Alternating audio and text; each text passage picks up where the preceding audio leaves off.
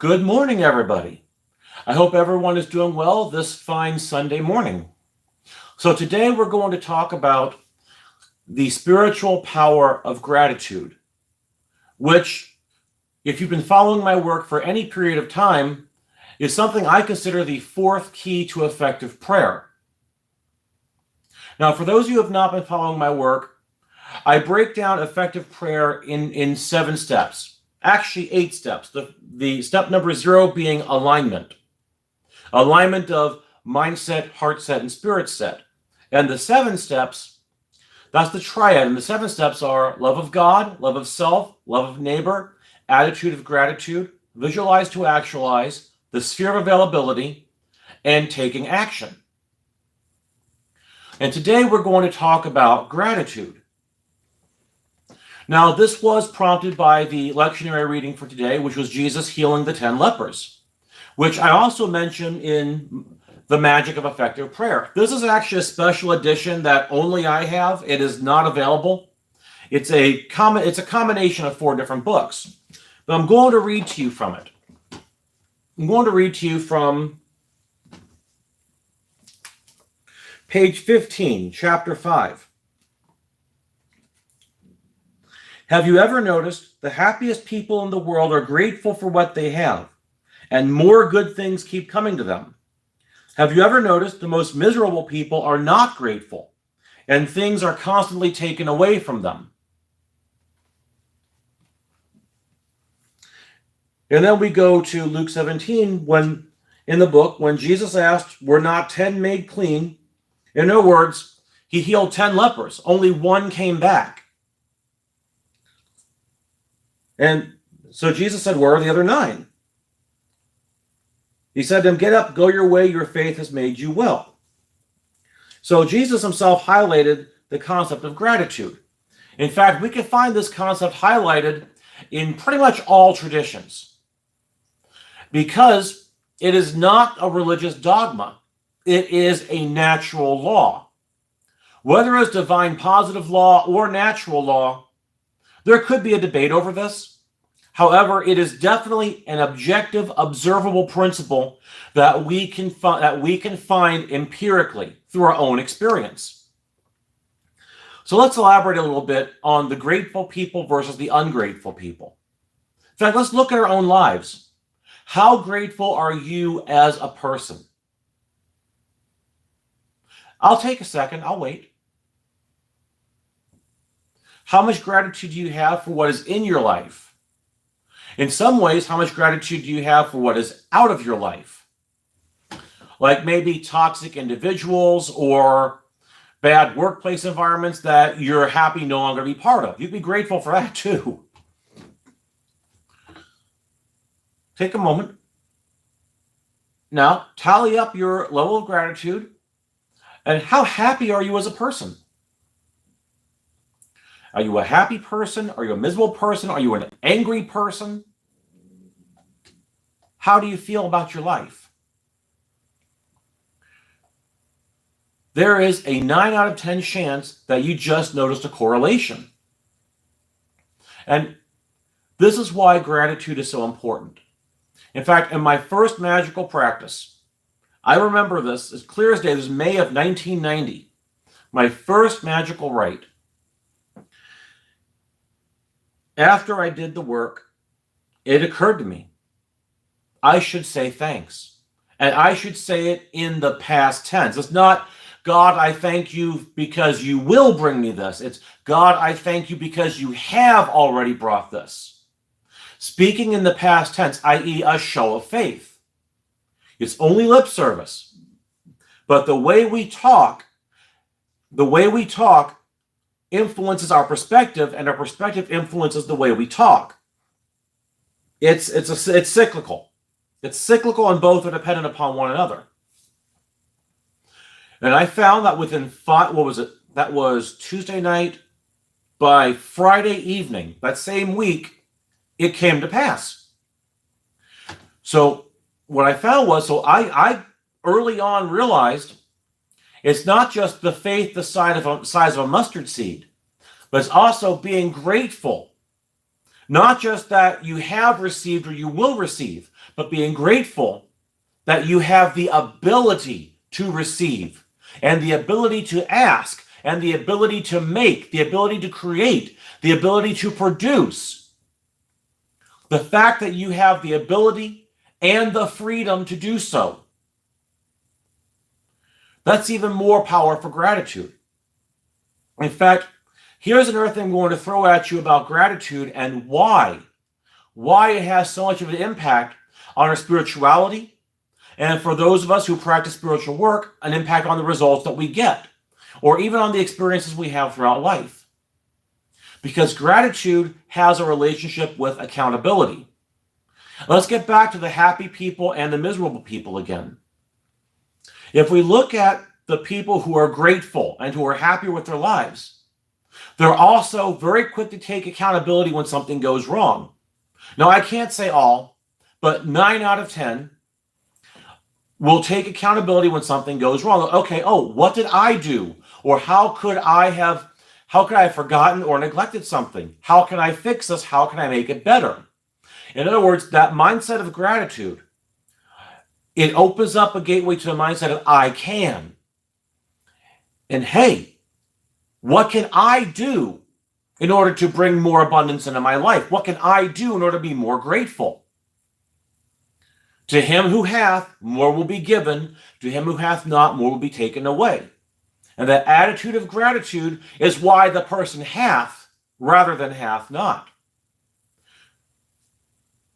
Now, the person who is not grateful, the person who is miserable, it's very common, again, 9 out of 10, for them, rather than accountability, to look to find blame. Who do I get to blame for my problems today? It's not me. And a lot of times, it's not really an issue with the person themselves so much as an issue with they never learned. They never learned coping skills, or they may have come up in a family where their parents just blamed everybody but themselves. Maybe they, as a child, received a lot of blame from their parents for their own parents' screw-ups. So we have to look at this compassionately, not judgmentally. And in so doing, we'll find that oftentimes the reason a person is miserable or a person is ungrateful and just looking for other people to blame is that they never learned how to be productive. They never learned how to be a whole, complete human being. And one of the things I would like to help people do is help people to learn to become whole, complete human beings, become independent human beings. Because we do live in a society, there's that meme, we live in a society. We live in a society that has sought to brainwash us and to gaslight us and to make us dependent and incomplete from the moment we were conceived. They don't even wait for us to be born. The moment we're conceived, the moment we're a twinkle in one or both of our parents' eyes, they want to brainwash us. They want to shackle our minds. And looking for somebody to blame, not taking responsibility for fixing our problems is one of those ways that we are shackled. One of those ways we are incomplete. One of those ways we are broken on purpose. I've said before, the school system exists for exactly that purpose. And it's not just the school system. Peer pressure, the expectations of employers, the expectations of society, the expectations of maybe parents, family, or friends who in turn have gone through the brainwashing. And so for us, gratitude can lead, gratitude for what we have, gratitude for what we are able to do, can lead both to accountability for our mistakes and for our shortcomings, as well as to a desire to learn, how do I find the skills or the knowledge? Where do I go to find the skills or the knowledge to fix what is broken? How do I become a more complete human being? It helps for motivation. Put that aside for a moment, because there is one big glaring elephant in the room that I have not yet addressed. I've not yet addressed it. And this is my own life. My own life before I actually figured things out. I've been studying magic. I've been practicing magic. I've been studying since 15, practicing since 16. I've been exposed ever since I was 6. Yet I didn't really figure it out until I was 42. I'm 49 right now. I'll be 50 next year. And the reason for that has to do with where I came from. I've already told you a bit about my childhood. I do not wish to enter into that again. I told you a bit, probably enough for you to piece together the next part I'm going to tell you. You're told to think positive. You're told to be grateful. But how can you keep an attitude of gratitude? How can you keep a mindset of positivity when the world is constantly beating you down, when everything you try fails, when the rugs are constantly pulled out from under you, when people beat you to the punch, or people with better resources than you get to your idea first? They get to your idea first, and they profit off your idea first. When the relationship you want crumbles, how do you keep up the mindset when you're constantly being beat down? Well, there are two different things to talk about there. The first one is that, you know what? That positive thinking, that always be positive all the time, it's crap. Always being positive all the time. That doesn't help, because your subconscious knows that you're lying to yourself. And if you lie to yourself, your subconscious is going to take the wheel, and it will not be pretty. Now, some of you know I love B movies. I love the 80s and like the early 90s B movies. One of these really takes this positivity thing to its logical conclusion. It's Killer Nerd. It came out in 1991, and it was filmed here in Ohio. It starts out with his mother telling him, you've got to accentuate the positive. Well, there's not a whole lot positive in his life, especially when he finds out that the woman he's in love with is sleeping with the man who's bullying him in the workplace. But he tries. He tries so hard. He even orders these instructional videos. He goes and gets a makeover. He tries. But after being beat down by the world, and even after this being beat down even worse, actually quite literally, he just goes off and kills everybody. Why am I saying this? Because it's an example, a very extreme example, and thank God, a fictional example of what happens when you're told to be positive, but there really is no positivity to be found objectively in the observation of your life. In fact, even the one person who was genuinely nice to him was victimized by this because he could not see the forest for the trees anymore. That's how sad this was. That's the outcome.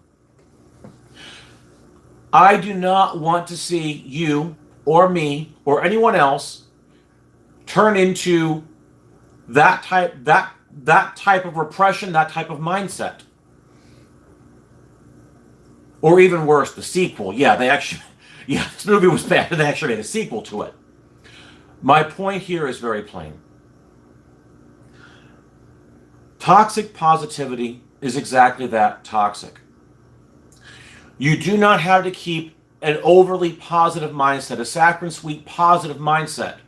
You have to address reality on its own terms. You have to address reality read in tooth and claw to the degree that you are experiencing it. That's positivity. So you don't have a positive mindset, but you do have to have a grateful mindset. It could be so much, and I don't remember where I heard this, but I once heard that if you do work for prosperity and you find so much as a penny on the sidewalk, you should be thankful for that because that is the beginning of your prosperity. I don't remember where I heard that. If I ever remember, I will give credit in the description. My point is, it's gratitude. It's a beginning of positivity. And you start seeing that. As you start seeing that, it could be a penny on the sidewalk. Even if you ask for $1 million, you should still be grateful for that penny. Be grateful for the penny. If you're doing work for love or romance, be grateful for maybe finding a copy of How to Make Friends and Influence People. Learning how to talk to people is the first step to find a romantic partner. And that depends on where your social skills are, obviously. But it's not just the destination. And I get it. When I get in my car and go somewhere, I'm focused on the destination. I'm not interested in the journey. I just want to get from point A to point B and then back to point A, period. I get it. But sometimes you have to appreciate the journey. You have to stop and maybe take pictures of the lakes and the streams and the antique buildings and so on that you see on the way. Sometimes you have to stop and appreciate the journey. And getting from a place where the world is screwing you over, at least you feel like the world is screwing you over. Because the world's not really screwing you over so much as you have not yet developed the knowledge and the skills to be able to interact in the world at a level where you're not getting screwed over, other people are not screwing you over, and you're not screwing yourself over. That's what's going on there. But gratitude is about the journey. As you approach a milestone on this journey, from failure to success, you will find, as you approach these milestones, you will find that as you are grateful for one thing that comes into your life, you'll find more gratitude that goes further and further because more opportunities will come in. The one thing that comes into your life, there's not a lot of opportunity with a penny. You can't buy a lot with a penny. But with that gratitude mindset, I'm grateful for it, you can begin to attract more pennies into your life. Some of you might remember the exercise that we did in high school math class. If you take a job that pays you 1 penny the first day, 2 pennies the second day, 4 pennies the third day, 8 the fourth day, and so on, notice it keeps multiplying by 2, would you take that job? Most people would say, no, I wouldn't do that, because they're looking at the starting condition. A penny one day, 2 pennies the next. That's not enough. Even back in 1988, that was not a lot of money at all. The kids in the class, they just laughed at it. The teacher said, I would take that job tomorrow. So, do the math. At the end of those 30 days, you would have over $1 million. I forget the exact number. But the fact is, it's exponential. And as you find yourself grateful over that penny, it is a living, real-life example of that exercise from high school. I am grateful for that penny. If this penny has come into my life, then that means other pennies will come into my life, literal pennies from heaven. How do I find the knowledge and the skill set to make these pennies come into my life, to open the channel for these pennies to come into my life? Developing your soft skills, learning how to talk to people, learning how to discern what people want, which is very important. Learning to create the channels for spiritual manifestation to come into your life. All this is important. So the attitude of gratitude is very important on a spiritual level because it opens the channel to successful result in whatever it is you are seeking, and not just so-called positive results either. I've told you before, that first operation, it was separating a toxic relationship. A toxic relationship where a grown man was taking advantage of a minor. That is what that first magical operation was ever did. Now back then, because it was the separation of a relationship, there was an argument over whether this was ethical. Well, I was protecting a minor. I was protecting a minor from a predator. I was protecting her from an abusive predator. And when I say abusive, the R word was involved. So yeah, I was protecting, and I was grateful. My gratitude opened up the channel for this breakup to happen fast, and for this predator to get out of state within 3 days' time. So it's not just so-called positive results, though I would say that was a net positive. Gratitude opens the door. Gratitude is a key. It opens a door. It opens up faculties inside yourself that you may not have if you were an ungrateful, miserable person who's looking to blame rather than looking for solutions and to be accountable. You could be problem-oriented, always looking for another problem, always looking for a way to foist your problems off on others.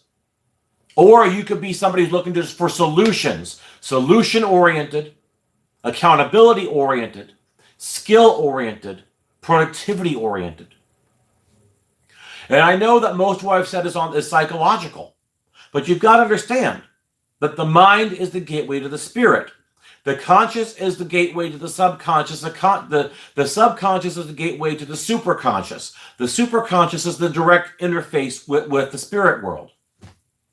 Yes, what I said is on simplistic terms, especially if you're somebody who's into the grimoires or who takes the spirit model to the exclusion of all else. I see both models as complementary.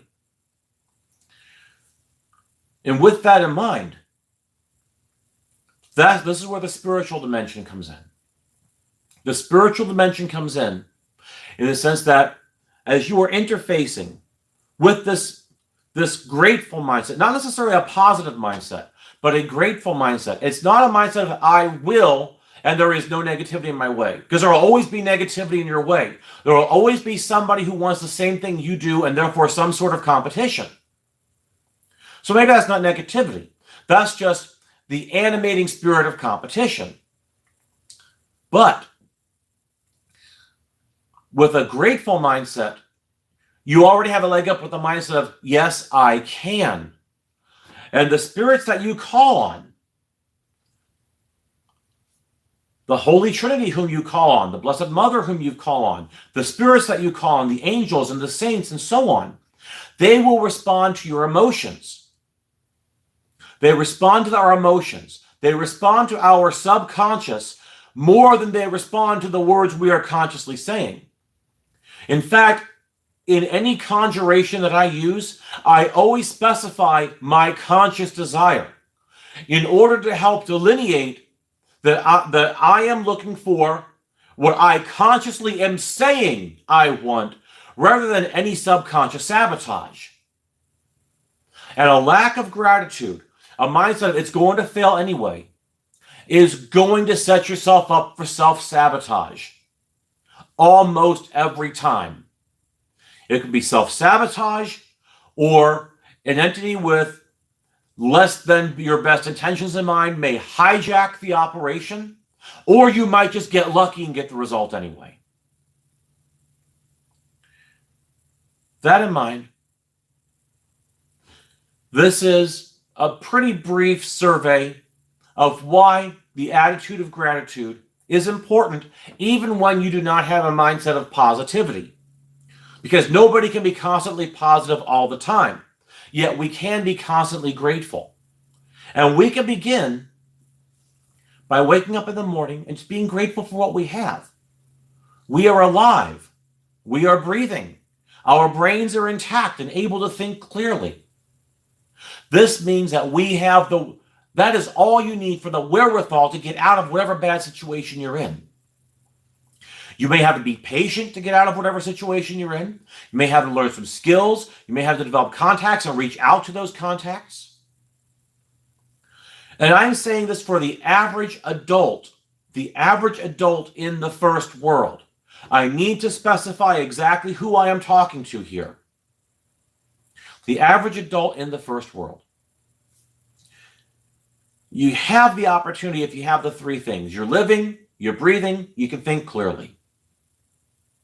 It may take you a while, it may take you years to develop the knowledge, the skills, and or the networking to get out of whatever bad situation you're in. But the fact is, you can do it. It is possible. There are exceptions to that rule.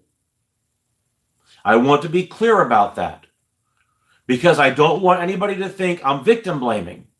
But at the same time, I'm not victim blaming, I'm not victim shaming, but at the same time, I am not victim enabling either.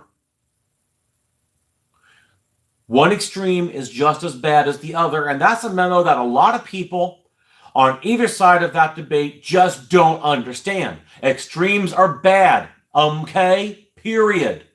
And I'm advocating for the mean between the extremes. So when you wake up in the morning, be grateful for what you have. Cultivate the gratitude inside yourself with what you do have, rather than being angry or miserable about what you don't have. Because what you have is the key to being more, to getting more. If you hate what you have, you cannot capitalize on what you have. If you hate it, it's going to bite you in the rear end. If you are grateful for it, you learn to love it. And through that love, you actually learn to cultivate a mindset of positivity as well. You learn to cultivate a mindset of I can rather than a mindset of I can't. It's not I can't, it's how can I? And then what do I need to do in order to achieve it? That's the mindset to cultivate. That's where gratitude comes in. And in your interface with the spiritual realms, that mindset of gratitude comes even more.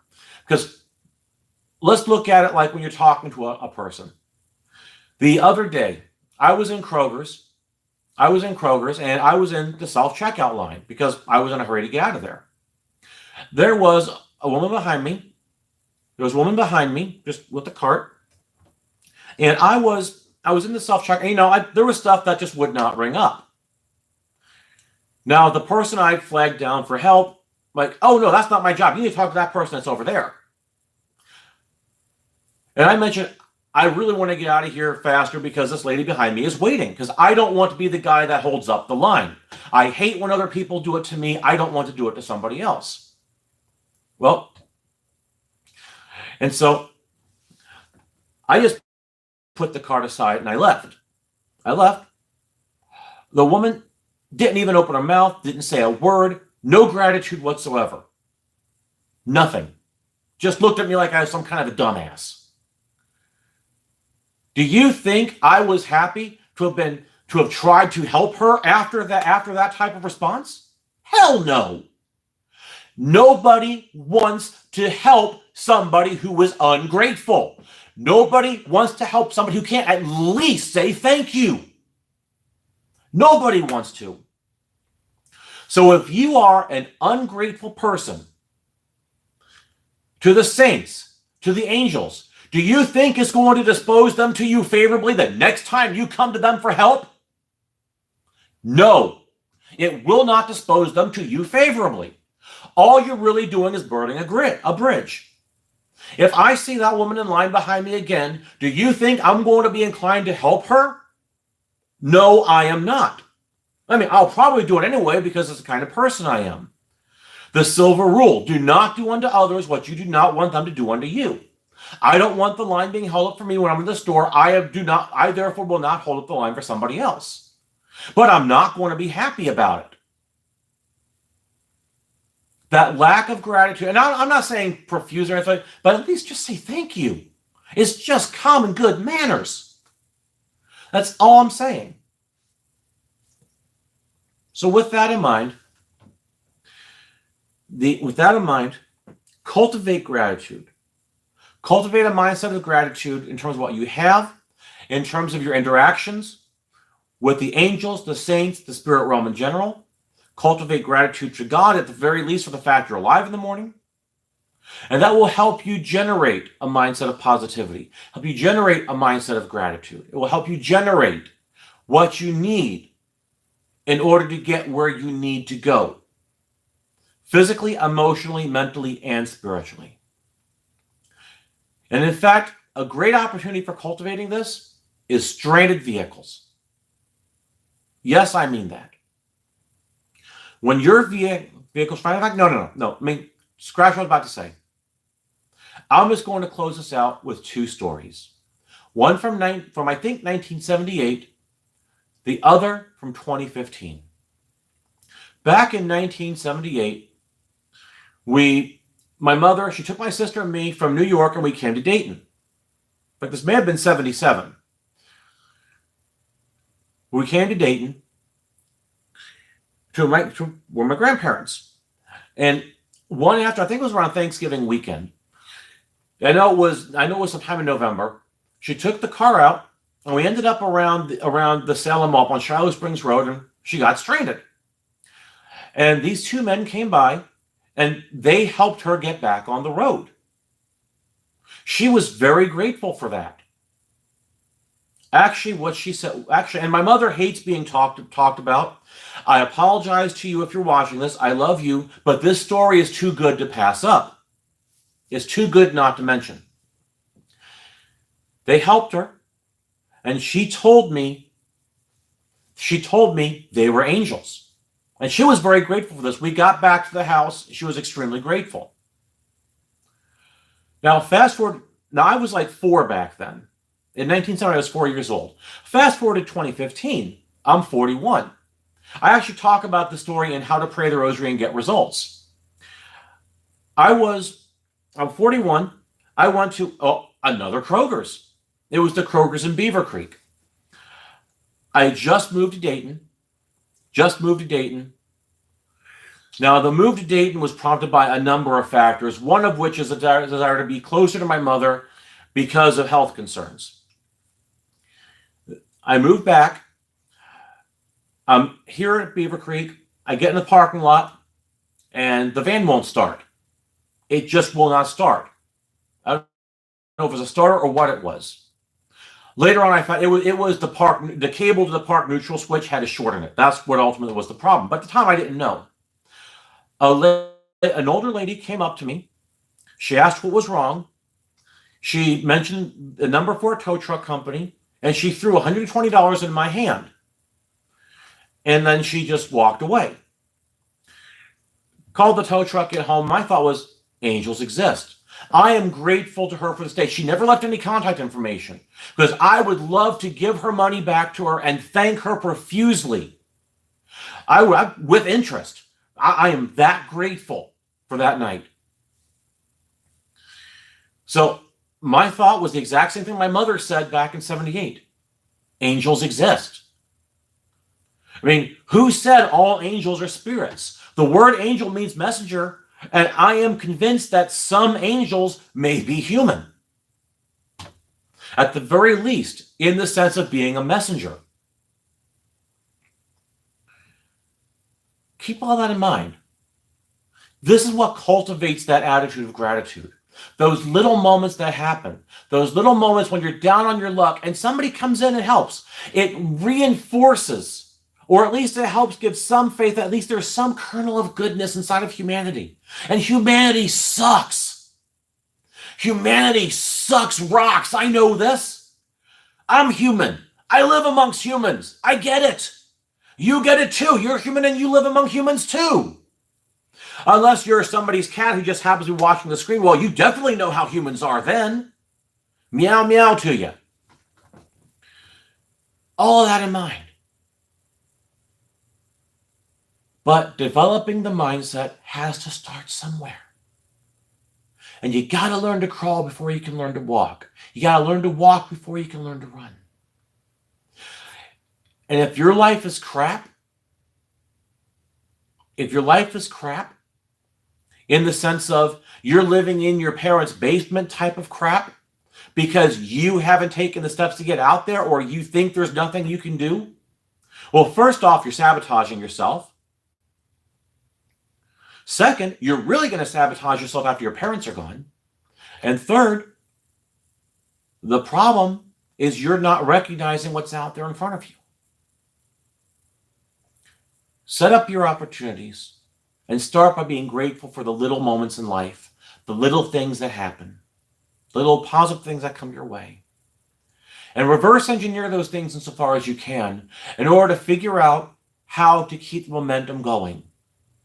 One thing will lead to another. And as you find yourself in grateful relationship with God, with the Blessed Mother, with the angels, and with the saints, you will also find grateful things happening in your life. I'm going to leave you now because I feel like I'm talking in circles. I think I've made my point. I think I've solidified my point. And I think that anything I say from here on will simply be a rehashing what I've already said. And so may the peace of God, which passeth all understanding, keep your hearts and minds in Christ Jesus. Amen.